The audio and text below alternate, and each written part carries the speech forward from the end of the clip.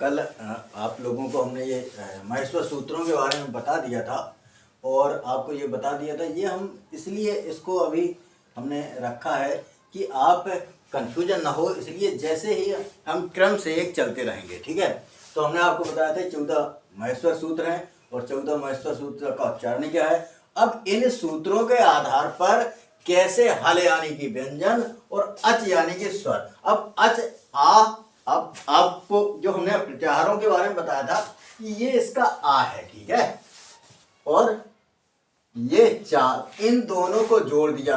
अब लास्ट के जो जुड़ते नहीं हैं तो इनको इत संज्ञा कहा जाता है, ठीक है। तो ये लास्ट वाले जो होंगे हम इनको जोड़ेंगे नहीं। अब यहाँ आ और चा के बीच में जितने भी अक्षर आ रहे हैं, अब इनको आप देख लीजिए कि यहाँ पर आ ई उ, ठीक है।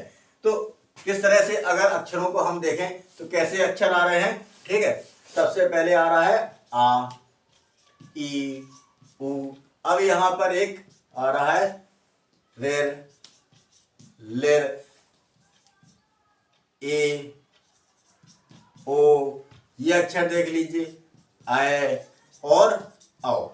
अब यहाँ पर अगर आप देखें तो जो मूल एक शब्द है जो परीक्षा में रिपीटेड होता रहता है, मूल स्वर। अब यहाँ मूल स्वर क्या है कि अयोड़ रेलेक एओंग अयोर।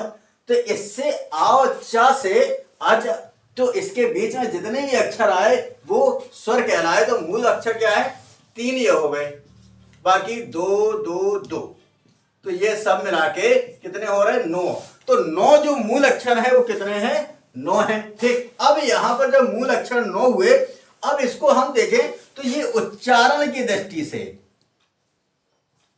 उच्चारण की दृष्टि से हमने इनको स्वरों को डिवाइड कर दिया उदात्त, अनुदात्त और सौर्य स्वरों में, ठीक है।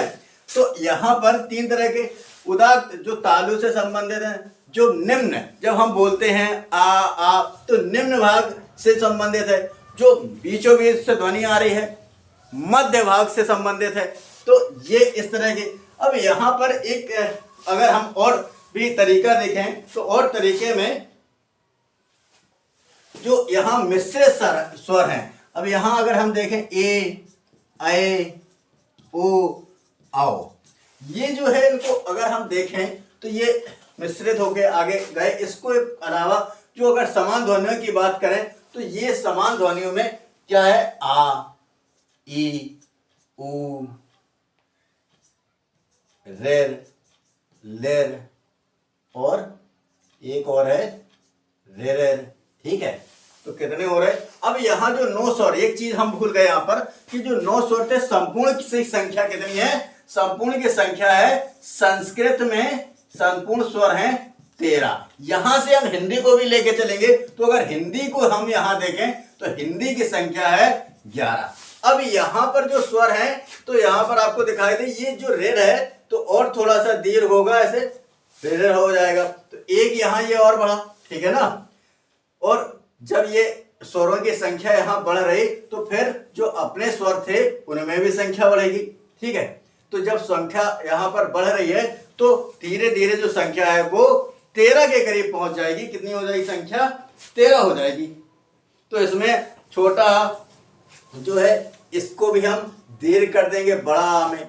ये जो स्वर है ये बड़ी ई में हो जाएगा, ये बड़ा ऊ में। तो 3 ये यहां पर बढ़ गए, ठीक है, और एक ये बढ़ गया। तो कितने थे, 9 से संख्या हो गई 9 4 13, ठीक है। तो ये मूल स्वर संस्कृत है। अब हिंदी में अगर हम देखें तो हिंदी में जो संख्या है उसमें से जो एक बड़ा रेर है उसको हटा दिया गया है और ये 2 हट गए हैं, तो संख्या कितनी रह जाती है, 11। ये क्वेश्चन रिपीटेड रहा है और 69,000 जैसी भर्तियों के आसपास भी और कई परीक्षाओं में रिपीटेड होता रहता है।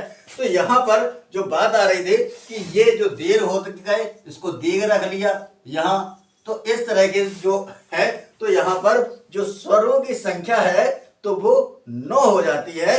तो 9 और 4 13। तो इस तरह से ये हमने आपको स्वरों के बारे में बताया कि जो आप अयोण रिलेक एवं ओयाओच, तो यहाँ आ और चा को मिलके अच बना, अच का मतलब स्वर। इसके बीच में जितने भी अक्षर आते हैं वो सब अक्षर यहाँ पर हमने लिख के बताया आपको कि सब 9 मूल स्वर हैं और फिर उनमें दीर्घ हो गए तो वो जो स्वरों की संख्या है वो 13 हो गई। संस्कृत में 13 और हिंदी में 11 समान स्वर ये है एक जैसे, और ये जुड़कर जो है संध स्वर हैं, संधि संबंधित संध, और ये उदात्त अनुदात्त और स्वरित जो तालु जब आप उच्चारण करेंगे आ का आ ई नीचे से हो रहा, ठीक। तो ऐसे ही कहाँ से उच्चारण हो रहा है, उच्चारण के स्थानों के आधार पर अनुदात्त में निम्न गले की जो मुख है, मुख से निम्न भाग से, मध्य भाग से और तालु के पास से जो उच्चारण हो रहा है वो उदात्त अनुदात्त और स्वरित है। अब हम